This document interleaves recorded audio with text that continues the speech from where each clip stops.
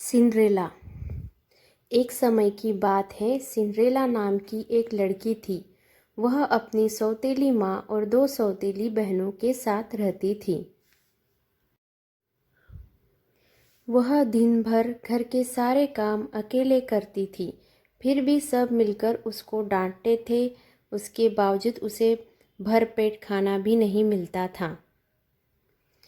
एक दिन राजा ने अपने महल में नृत्य का आयोजन रखा था और शहर की विवाह योग्य सभी लड़कियों को इस नृत्य के लिए न्योता दिया।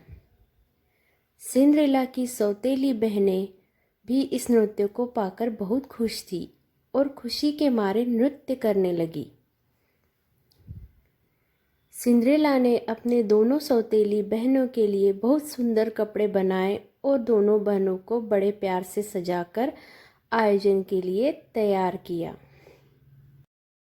दोनों बहनें सजकर आयोजन के लिए गई।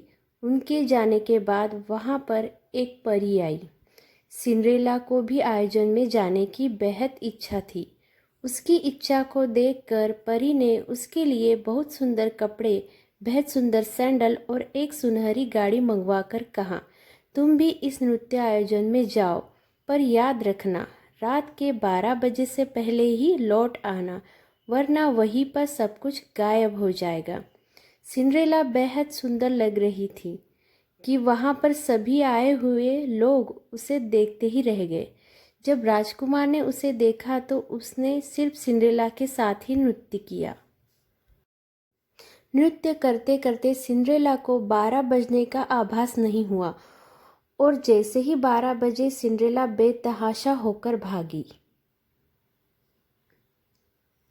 जल्दी जल्दी में उसके एक पैर की सैंडल वही सीढ़ियों पर छूट गई। राजकुमार सिंड्रेला को पाने के लिए बेचैन था। इसके लिए राजकुमार ने राज्य के हर घर में उस सैंडल को पहनवा कर देखा और अंत में सिंड्रेला के पैर में वह सही आ गई। राजकुमार का विवाह सिंड्रेला के साथ हो गया और दोनों सुखपूर्वक रहने लगे। शिक्षा। जो लोग अच्छे होते हैं और सबका अच्छा सोचते हैं, उनके साथ कभी भी बुरा नहीं हो सकता।